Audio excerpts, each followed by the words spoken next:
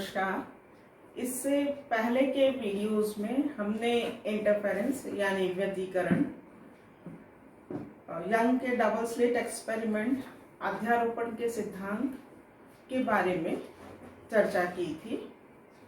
आज हम इंटरफेरेंस के कारण बनने वाली जो डार्क और ब्राइट फ्रिंजेस हैं उनकी चौड़ाई निकालेंगे। लेकिन इससे पहले हम थोड़ा सा दोबारा से रिवाइज कर लें कि इंटरफेरेंस क्या होता है। हमने बात की थी कि इंटरफेरेंस में दो तरंगें यानी दो वेव्स जिनकी फ्रीक्वेंसी बराबर है और उनका एम्पलीट्यूड मतलब आयाम लगभग बराबर है, जब ये एक दूसरे के ऊपर सुपरइम्पोज होती हैं यानी अध्यारोपित होती हैं, तो एनर्जी का रीडिस्ट्रीब्यूशन होता है यानी ऊर्जा का पुनर्वितरण होता है। कहीं पर आपको मैक्सिमम एनर्जी मिलती है, कहीं पर आपको मिनिमम एनर्जी मिलती है। मतलब कि कहीं पर आपको डार्क फ्रिंज मिलती है, कहीं पर आपको ब्राइट फ्रिंज मिलती है। अब इसमें यंग के डबल स्लिट एक्सपेरिमेंट में हमने बात की थी कि यंग ने एक स्लिट ली है यहाँ पर, जो कि आप गत्ते में एक स्लिट काट सकते हैं। ये स्लिट इस तरह से है कि आधी बोर्ड के अंदर है और आधी बोर्ड के बाहर है। इस कारण से ये आपको केवल एक होल की तरह से, छिद्र की तरह से दिखाई दे रही है। यहाँ पर उन्होंने एक प्रकाश स्रोत लिया था, एक लाइट सोर्स लिया है, जिससे कि हाइगन के तरंग सिद्धांत के अनुसार, जिसे कि हमने पहले के वीडियोस में स्टडी कर लिया है, ये वेव फ्रंट यानी तरंगाग्र इस स्लिट से होता हुआ आगे की ओर बढ़ेगा, जो कि ये क्रस्ट और ट्रफ के रूप में हमने दिखाया हुआ है। ये डार्क और शेडेड जो कर्व्स हैं, ये आपको क्रस्ट और ट्रफ यानी तरंगाग्र, श्रृंग और गर्त को प्रदर्शित कर रहे हैं। ये तरंगाग्र आगे की ओर बढ़ रहे हैं। यहाँ जैसा कि हाइगन की तरंग सिद्धांत में हम पढ़ चुके हैं कि किसी भी वेव फ्रंट पे यानी तरंगाग्र पर लाई करने वाला हर पार्टिकल एक नए सोर्स की तरह से कार्य करता है और वो सेम फेस में, हर पार्टिकल सेम फेस में वाइब्रेट कर रहा होता है। मतलब वो उन सब की कला समान होती है। तो जब यहाँ पर वेव फ्रंट पहुंचता है तो उस वेव फ्रंट पर पड़ने वाला, यहाँ पर जो पार्टिकल स्थित होता है S1 पर और S2 पर, वो एक नए सोर्स की तरह से कार्य करता है। और चूंकि वो एक ही वेव फ्रंट पे, एक ही तरंगाग्र पर स्थित होता है, तो वे समान कला में होते हैं। तो S1 और S2 दोनों एक नए सोर्स की तरह से कार्य करते हैं और तरंगाग्र जिस आगे की ओर बढ़ते हैं, दोनों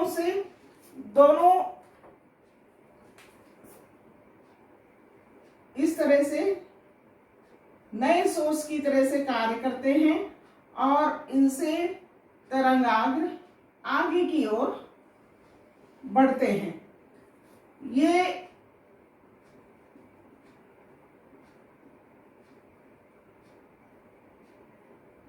तरंगाग्र एक दूसरे पर अध्यारोपित होते हैं और ये जो स्क्रीन रखी है,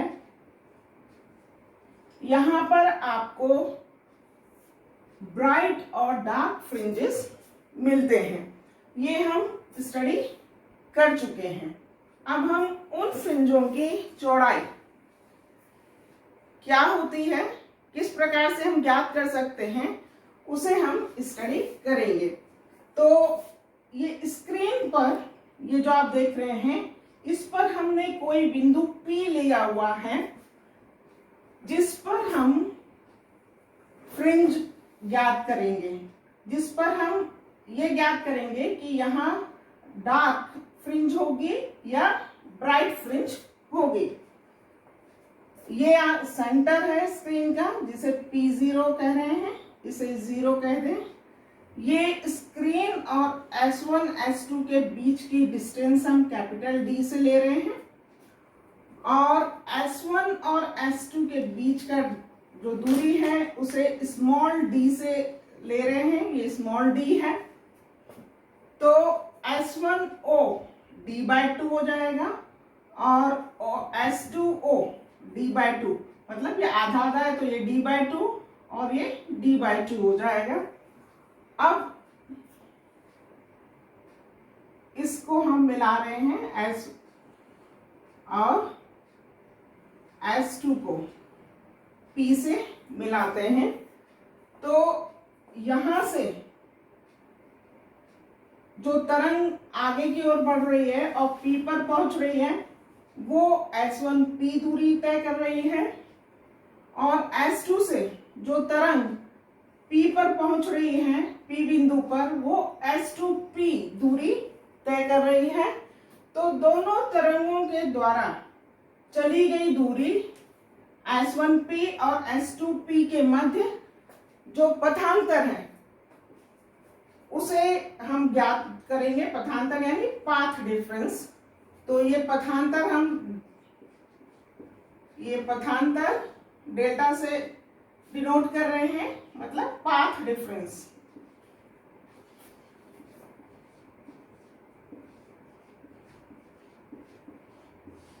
तो दोनों तरंगों के द्वारा चली गई दूरी में जो पाथ डिफरेंस है वो डेल्टा कितना हो जाएगा, S2P माइनस S1P।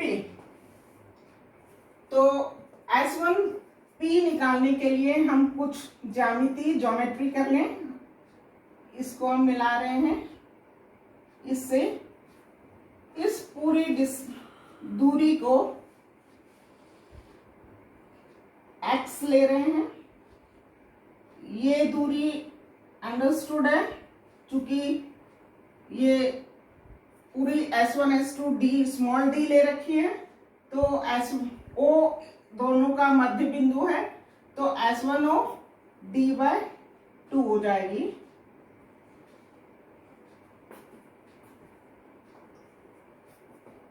इसे हम A कहते हैं, A पॉइंट। तो ट्राइंगल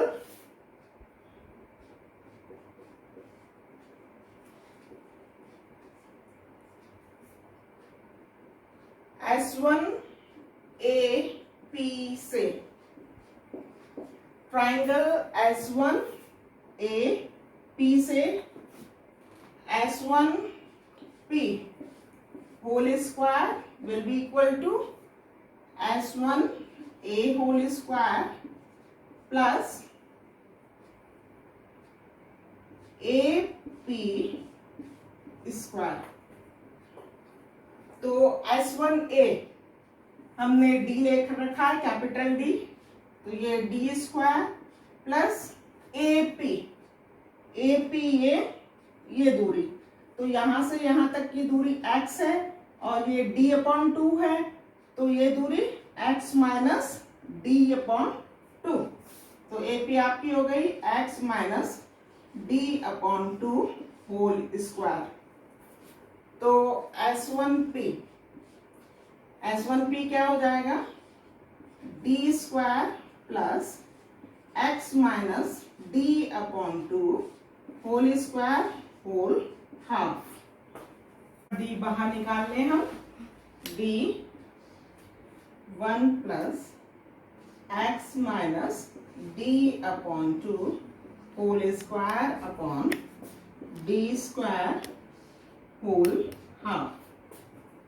अब S2P निकालने के लिए हम S2 से एक लंब डालते हैं इस पर, जो इसको स्क्रीन को B पॉइंट पे मिल रहा है। तो एक त्रिभुज मिला आपको S2BP। तो इस त्रिभुज से त्रिभुज एस टू बी पी से, एस टू पी स्क्वायर, तो यहाँ S two P square will be equal to S two B square plus B P square. तो S two P square is equals to S two B square plus B P square. तो S two B capital D है, तो capital D square plus B P में ये तो यहां से यहां तक तो x हो गया और ये दूरी d/2 हो गई, क्योंकि ये d है, स्मॉल d है, ये मध्य बिंदु है, तो ये d/2 हो गया। तो ये डिस्टेंस d/2 और यहां से यहां तक x, तो x plus d/2 whole square. तो S2P क्या हो जाएगा, S2P is equals to D square plus x plus d/2 square whole half is equals to d 1 plus x plus d/2 whole square upon D square whole half. तो आपने S1P निकाल लिया, ये S1P और ये S2P। तो S2P को इसमें रख दें और S1P को इसमें रख दें।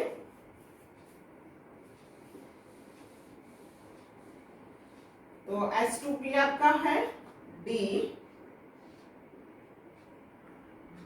1 plus x plus d/2 whole square upon D square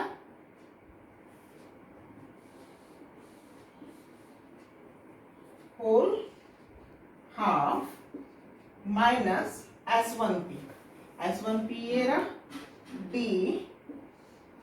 1 plus x minus d/2 whole square upon D square whole half.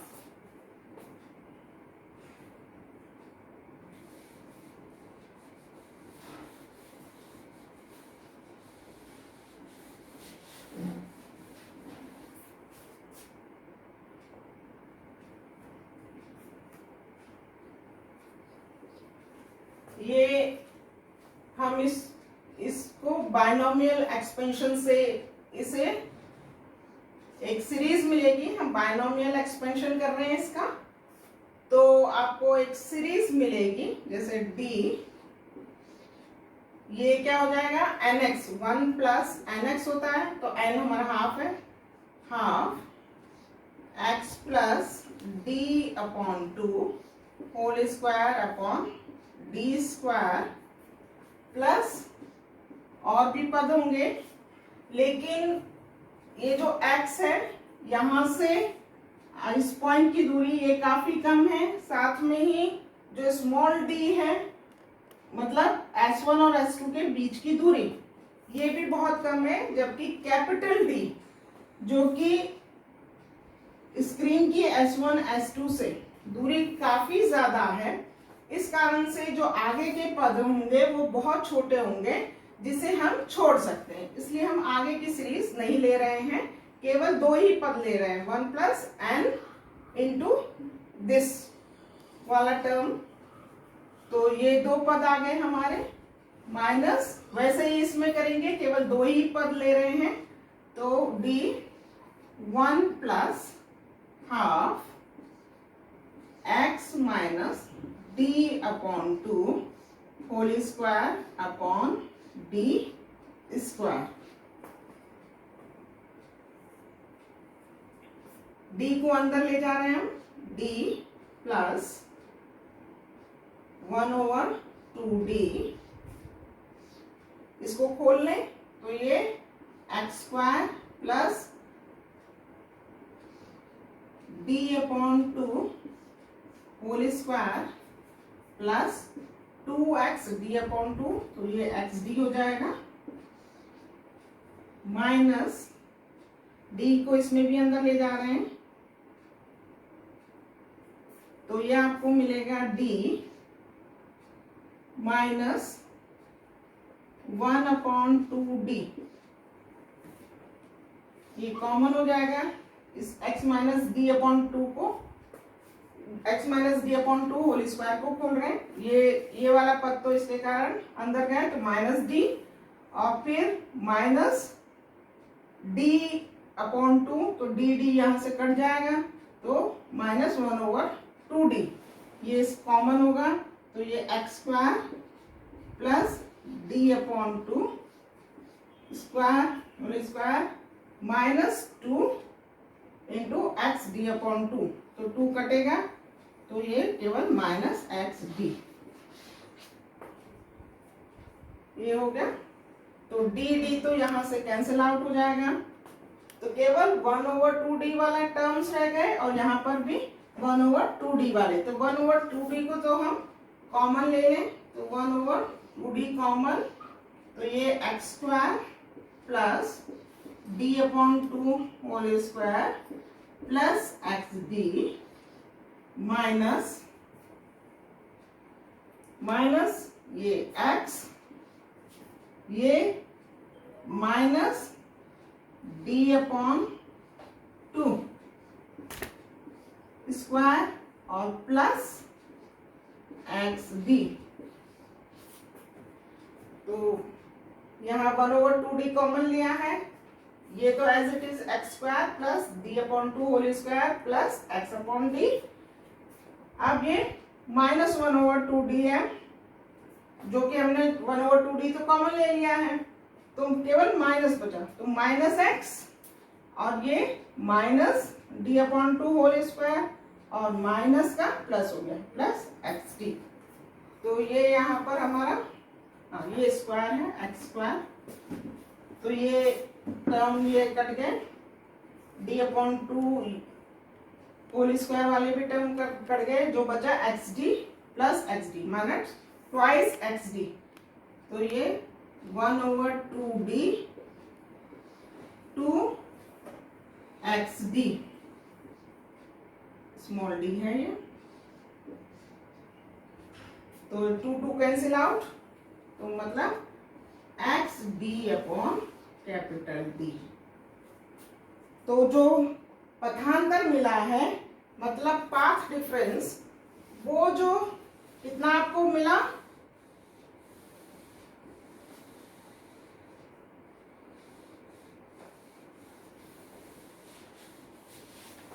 वो x D upon capital D, मतलब इस बिंदु पर यदि इस S1 S2 से चलने वाली तरंगे के द्वारा जो दूरी का अंतर है, चली गई दूरी का अंतर है, वो कितना है, एक्स डी अपॉन डी। अब मान लीजिए कि यहाँ आपको ब्राइट फ्रिंज यानी कि चमकीली फ्रिंज मिल रही है, तो चमकीली फ्रिंज मिल रही है यानी कि कंस्ट्रक्टिव इंटरफेरेंस यानी कि संपोषी व्यतिकरण हो रहा है। संपोषी व्यतिकरण या कंस्ट्रक्टिव इंटरफेरेंस, उसके लिए क्या कंडीशन है, कंस्ट्रक्टिव इंटरफेरेंस जिसे कि हिंदी में हम संपोषी व्यतिकरण कहते हैं, उसके लिए क्या कंडीशन है कि जो पथांतर है वो एन लैम्डा के बराबर होना चाहिए। मतलब पहले हम ले लें चमकीली फ्रिंज, यदि चमकीली फ्रिंज बन रही है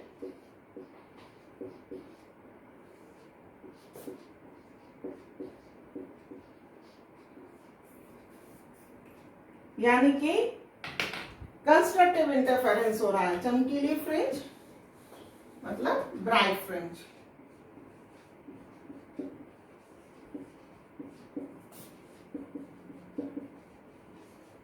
तो उसके लिए जो पथांतर है वो एन लैम्डा होना चाहिए। तो मतलब delta is equals to x D upon capital D is equals to n lambda. मतलब एन वी फ्रिंज बन रही है जहाँ n is equals to 0 1 2 3 and so on. मतलब एन वी फ्रिंज बन रही है तो ये दूरी, यदि एन वी फ्रिंज देख रहे हैं हम चमकीली, तो इसे हम एक्सएन कह दें, तो ये हमारा एक्सएन सिंबल दे रहे हैं कि एन वी फ्रिंज है, तो ये एक्सएन डी। तो दूरी एक्सएन की, एक्सएन पे एन वी फ्रिंज के लिए एन लैम्डा या n d lambda upon small d. तो एन वी फ्रिंज हमारी जो पर्दे के सेंटर से बन रही है एक्सएन दूरी पर, वो है एन डी लैम्डा। तो एक्सएन हमारा n d lambda upon d निकल कर आया है। अब हम एक बात को इधर हम देखते हैं, इसको जरा आप थोड़ा सा समझिए कि हमने बात की थी पर्दे पर काली और ब्राइट फ्रिंज, मतलब चमकीली और काली फ्रिंजें आपको मिलती हैं। काली फ्रिंज, चमकीली फ्रिंज, काली फ्रिंज, ऐसे एकांतर क्रम में अल्टरनेटिव आपको मिलती हैं। तो मतलब ये है कि दो, ये आपकी डार्क फ्रिंज, ये ब्राइट फ्रिंज, ये डार्क फ्रिंज, ये ब्राइट फ्रिंज, मतलब दो डार्क के बीच में एक ब्राइट फ्रिंज होगी और दो ब्राइट के फ्रिंज में के बीच में डार्क फ्रिंज होगी। तो आप जब डार्क फ्रिंज की मोटाई ज्ञात करना चाहते हैं तो क्या करेंगे, दो ब्राइट फ्रिंजों के बीच की जो डिस्टेंस होगा वो आप, ये जो दूरी है ये आपकी फ्रिंज की विड्थ होगी,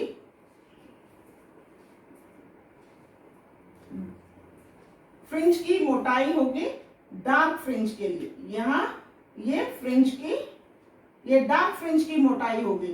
तो यदि हम दो चमकीली, जो इस चमकीली में से ये हमने दूरी निकाल ली है, ये दूरी निकाल ली और ये दूरी निकाल ली, तो इस दूरी में से इस दूरी में से इस दूरी को माइनस कर दें तो हमें ये चौड़ाई निकल जाएगी। यहां तक की दूरी से इस दूरी को माइनस कर दें तो हमें ये चौड़ाई मिल जाएगी। मतलब आपको फ्रिंज की चौड़ाई मिल जाएगी, काली फ्रिंज की चौड़ाई मिलेगी। मतलब हम n+1v चमकीली फ्रिंज में से यदि nv चमकीली फ्रिंज को माइनस कर दें तो आपको काली फ्रिंज की चौड़ाई मतलब डार्क फ्रिंज की चौड़ाई मिल जाएगी। तो इसको किस तरह से निकालें, तो हमारा जो एक्सएन है वो आपको मिल गया n d lambda upon d. इसे अलग रख लें, लिख लें। तो अब हम काली फ्रिंज मतलब डार्क फ्रिंज की चौड़ाई निकालें।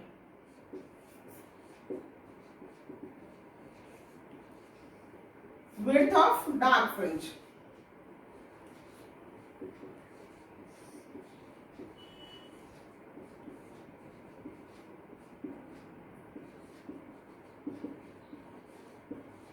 मतलब काली फ्रिंज की चौड़ाई।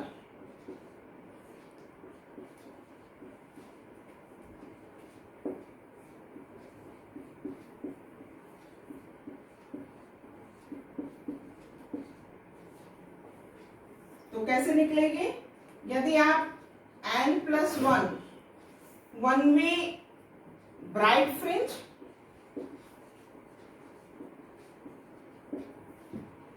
माइनस nv ब्राइट फ्रिंज कर दें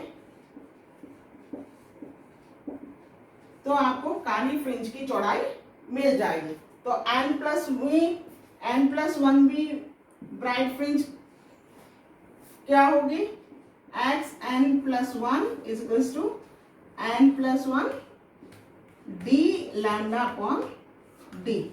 तो ये हो जाएगा एन प्लस वन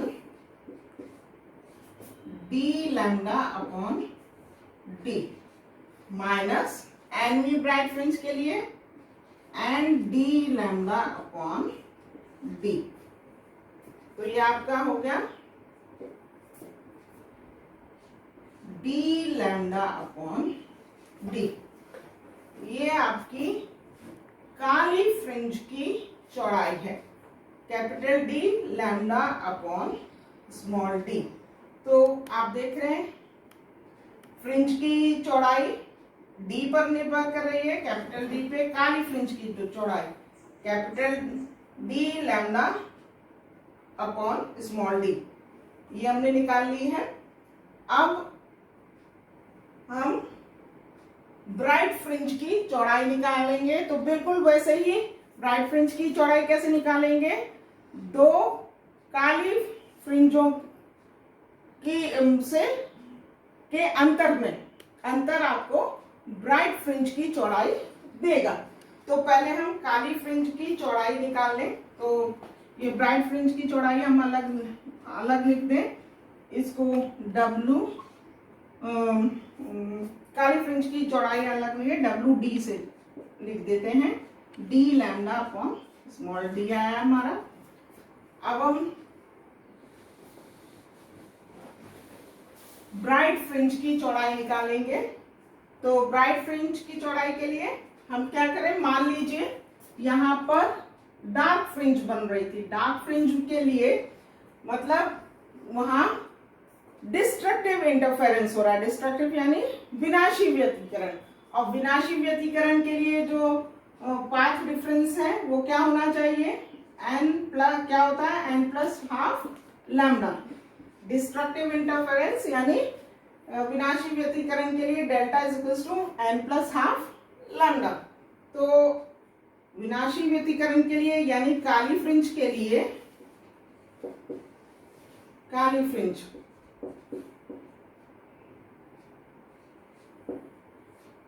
यानी डार्क फ्रिंज,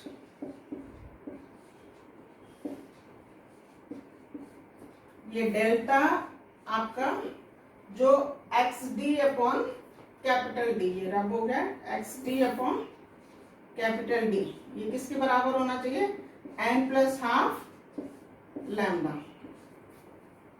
तो यानी एनवी डार्क फ्रिंज के लिए, जो एनवी डार्क फ्रिंज के लिए एक्सएन क्या हो जाएगा, capital D upon small d n plus half lambda. अब बिल्कुल वैसे ही हम ब्राइट फ्रिंज के लिए चौड़ाई कैसे निकालेंगे, यदि हम एन प्लस वन वी डार्क में से एन वी डार्क को माइनस कर दें तो हमें ब्राइट फ्रिंज की चौड़ाई निकल जाएगी। तो ब्राइट फ्रिंज की चौड़ाई, width of bright fringe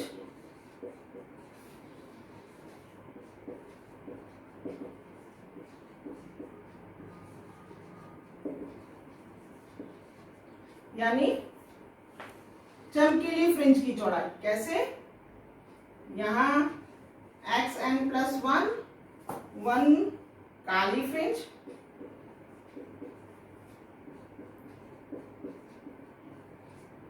minus x N काली fringe.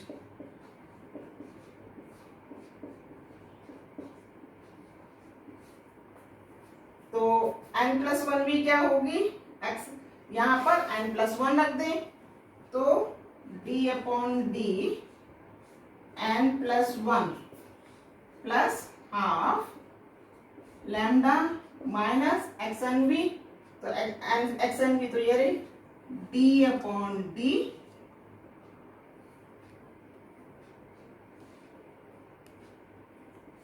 N plus half lambda.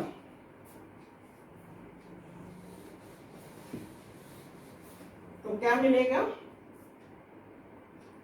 D upon D common ले रहे हैं हम, तो n प्लस 3/2, ये 1 प्लस हाफ 3/2 हो गया। और लैम्डा भी कॉमन ले लीजिए, इधर से लैम्डा कॉमन आ जाएगा, इधर से कॉमन, तो यहाँ लैम्डा हम कॉमन ले लें, तो माइनस ये n, यहां से माइनस हाफ,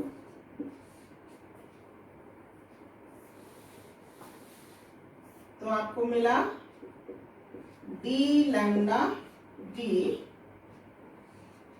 n माइनस, और 3/2 में से माइनस हाफ, तो ये 1, ये आपको d लैम्डा अपॉन d, ये से हम, ये फ्रिंज विड्थ है किसकी, ब्राइट फ्रिंज की, WB से हम डिनोट कर लें, WB। तो आप ये देख रहे हैं, यहाँ हमने डार्क फ्रिंज की रखी थी, WD d लैम्डा अपॉन, तो आप देख रहे हैं ब्राइट फ्रिंज की भी चौड़ाई capital D lambda upon D है, और डार्क फ्रिंज की भी चौड़ाई capital D lambda upon small d है। तो आप देख रहे हैं कि जो फ्रिंजेस हैं, चाहे काली हो चाहे चमकीली हो, सभी बराबर चौड़ाई की होती हैं। इंटरफेरेंस में सारी फ्रिंजेस, डार्क और ब्राइट फ्रिंजेस बराबर चौड़ाई की होती हैं। जो फ्रिंज की चौड़ाई है वो स्क्रीन और सोर्स, जो S1 S2 सोर्स है, उनके मध्य की दूरी के प्रोपोर्शनल है। तो जो विड्थ है वो कैपिटल D के प्रोपोर्शनल है। जो तरंगदैर्घ्य, जो आप लाइट यूज कर रहे हैं, जो प्रकाश यूज कर रहे हैं, जो तरंगे यूज कर रहे हैं, उनकी तरंगदैर्घ्य वेवलेंथ के प्रोपोर्शनल है, तरंगदैर्घ्य के। और स्मॉल d S1 S2 के बीच की दूरी के इनवर्सली प्रोपोर्शनल होती है, मतलब व्युत क्रमानुपाती होती है। यदि आप कैपिटल D बढ़ाते हैं तो फ्रिंज विड्थ बढ़ेगी, और स्मॉल d बढ़ाते हैं तो फ्रिंज विड्थ कम होगी। धन्यवाद।